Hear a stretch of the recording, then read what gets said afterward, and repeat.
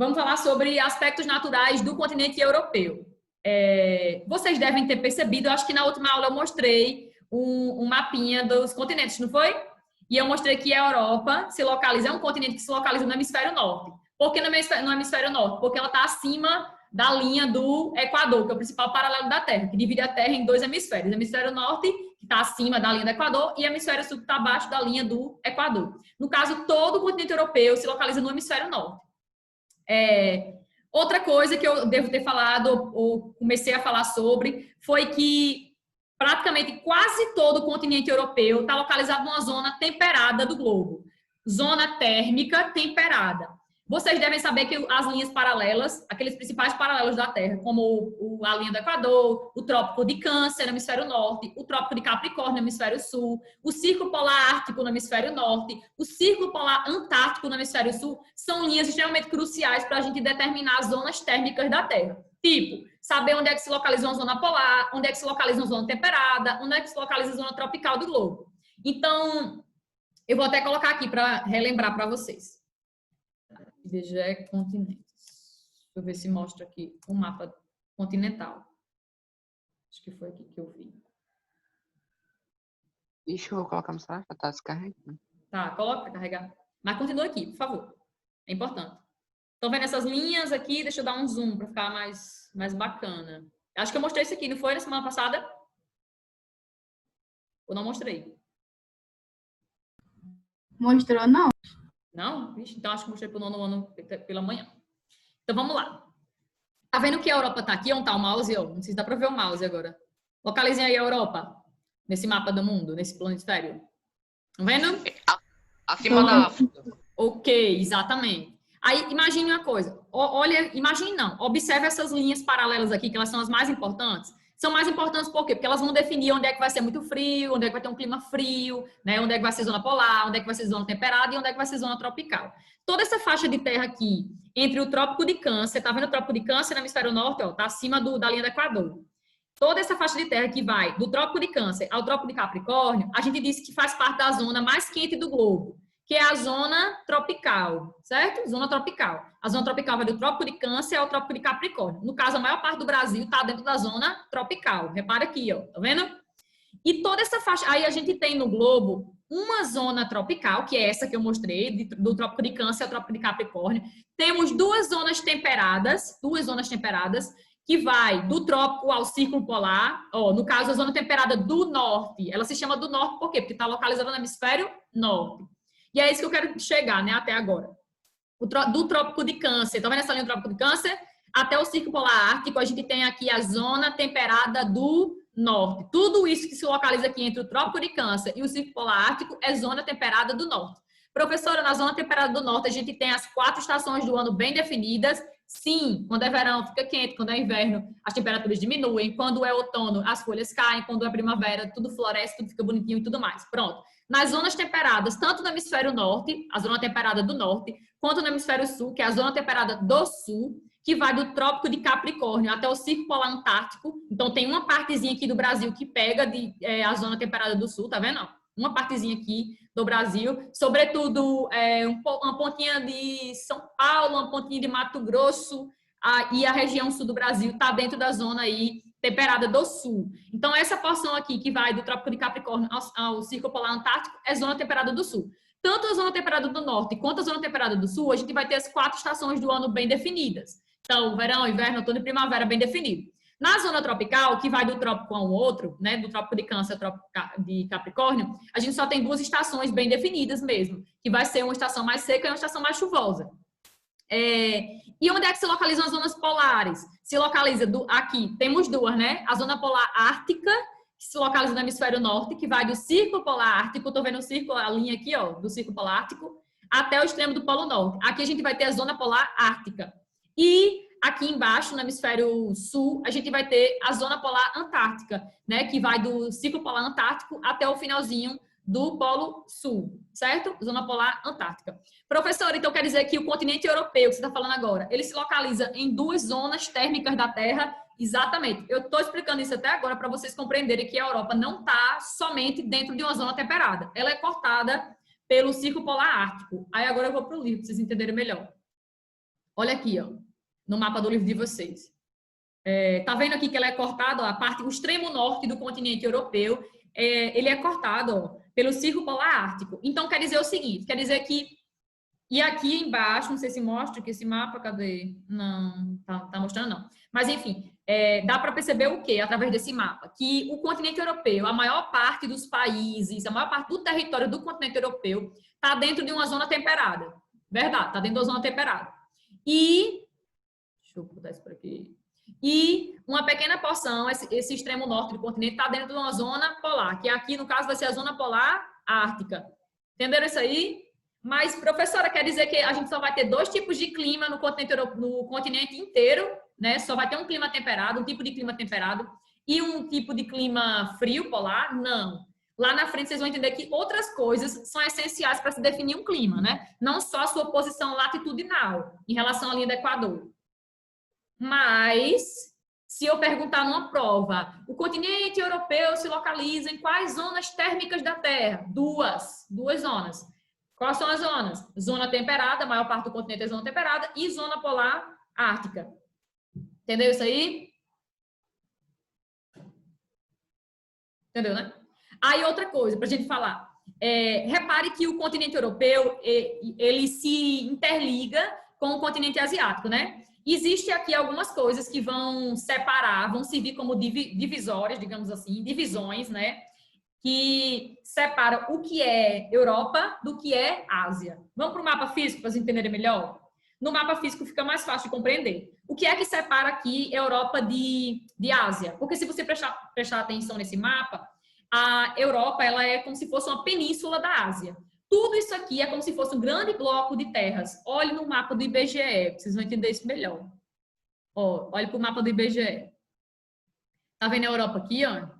Aqui é a Europa. Europa. Aí tudo isso aqui é Ásia. Tá vendo que a Europa ela se interliga com a Ásia? É um grande bloco de terras. Então, professora, é como se fosse um continente só? Exatamente, é como se fosse um continente só. E por que a gente diz que existe 2 continentes aqui nesse grande bloco de terras?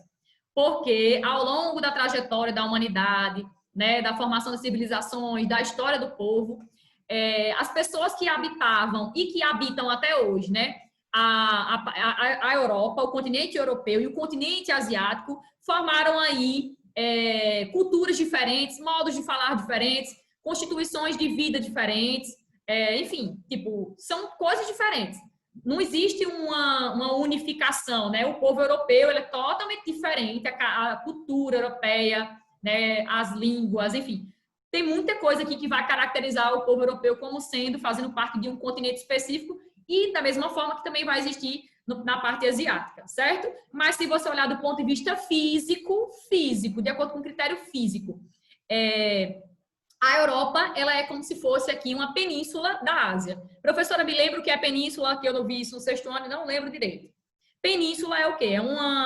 É uma porção de terras, no caso, ó, olha para aqui para a Europa, é uma porção de terras, cercada de água por todos os lados. Obviamente, a Europa ela é cercada de água por todos os lados, exceto por um lado, onde ela é interligada a um bloco de terras maior, uma extensão de terra maior, que no caso aqui é a Ásia, continente asiático.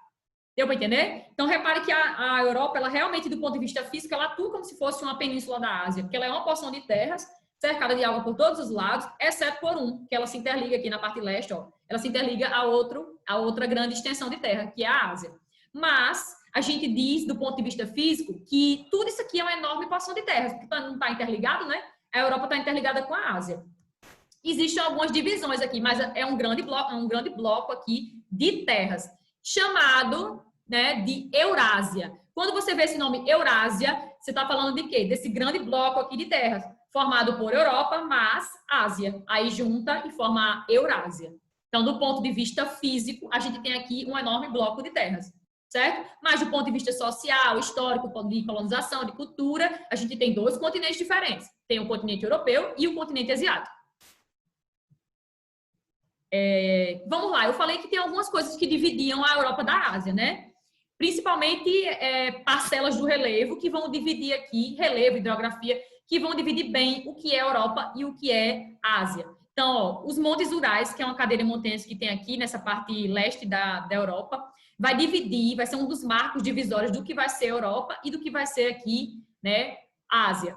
Outra coisa que divide, também é utilizado para demarcar o que é a Europa do que é a Ásia. Rio Ural, ó, aqui embaixo, ó, o Rio Ural também é utilizado, é uma das divisões, um dos marcos divisórios. O Mar Cáspio também serve como divisão. Aqui embaixo, né, nessa parte sudeste do continente europeu, a gente vai ter a região do Cáucaso, que é uma região montanhosa também divide aqui, demarca o que é a Europa do que é a Ásia. O Mar Negro também serve como divisão. E pronto, acho que eu falei tudo, né?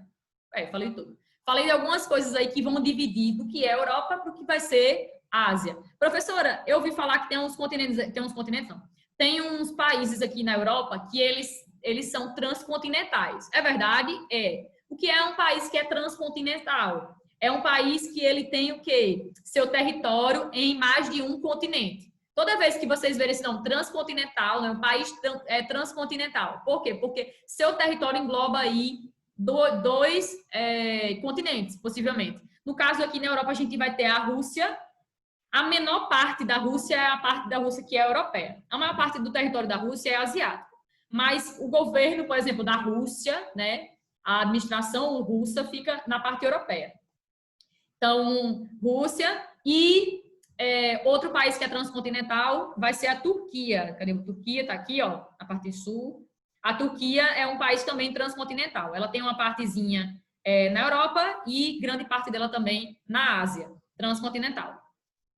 Deixa eu ver se falta mais alguma coisa.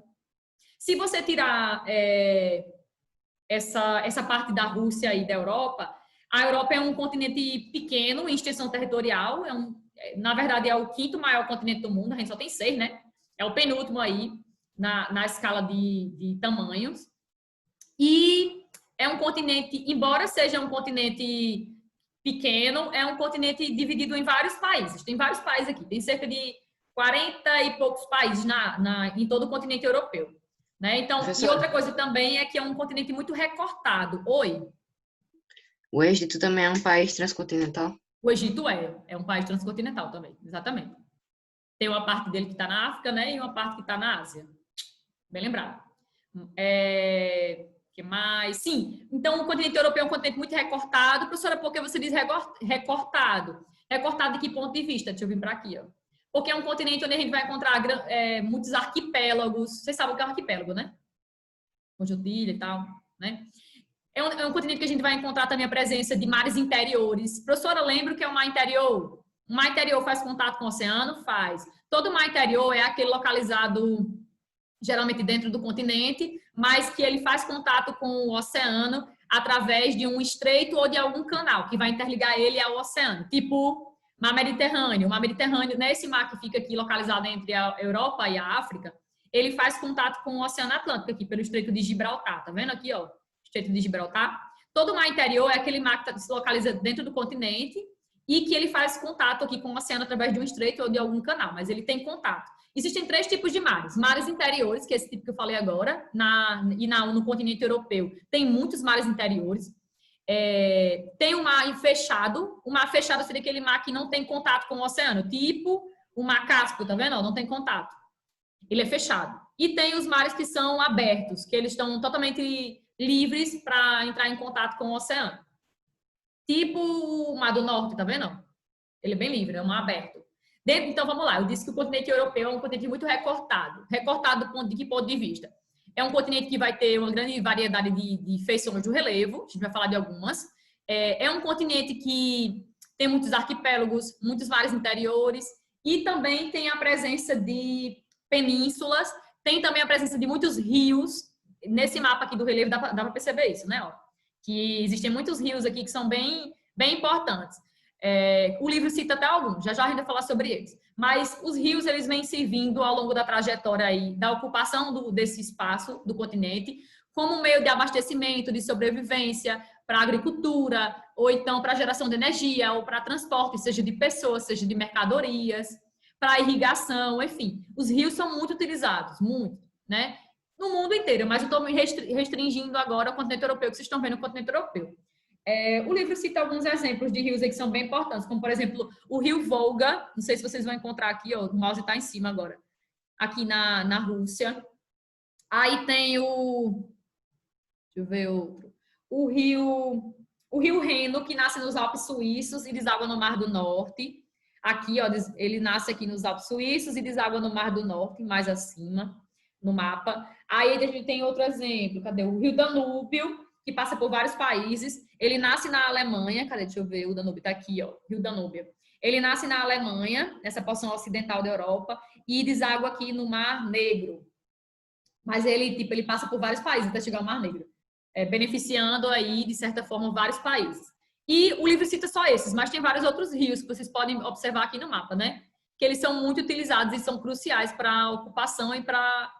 Oi, Mirelle está solicitando o controle remoto da sua tela. Por que, Mirelle?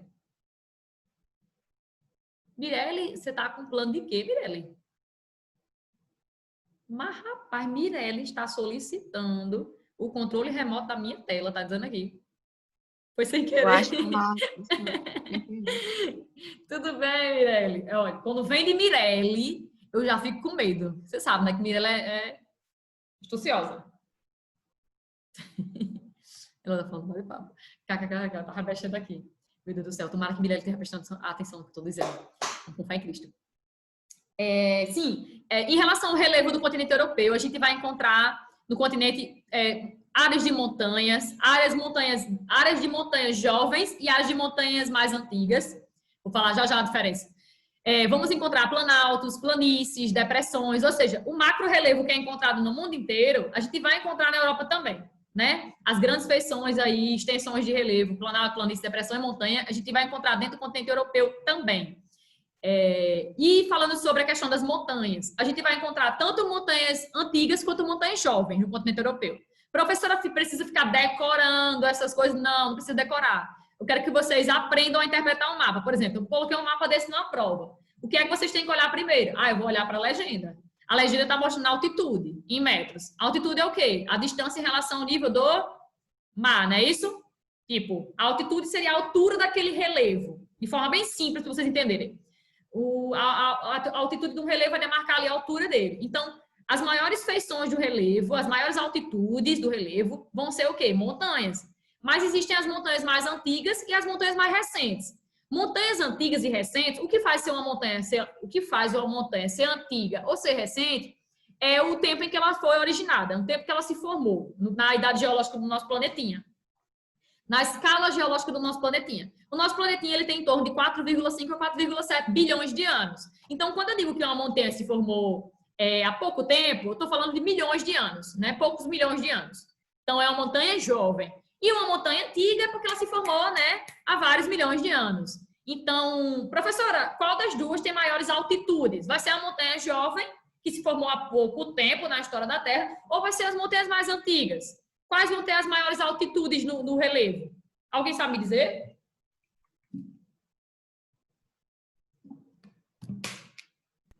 As mais antigas, né? Por que você pensa que é a mais antiga?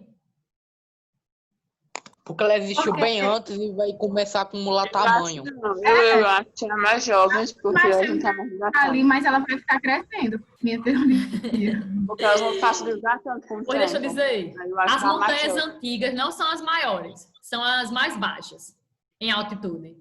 No quesito montanha, né, as antigas são mais baixas. Por quê? Porque são mais baixas. Porque como elas se formaram há mais tempo na história do planetinha, então quer dizer que elas sofreram mais a ação da erosão, tipo o desgaste, né? Elas foram mais desgastadas pela ação do vento, da chuva, da temperatura. Então, por isso as montanhas antigas elas são mais baixas. De novo? Oi? Falta menos de um minuto. Falta menos de um minuto, já vai deixar. Não, vou não, agora não, só na próxima aula, se der tempo. Mas entenderam, né? As montanhas mais antigas, elas são mais desgastadas, que se formaram há mais tempo, então elas vão ser mais baixas.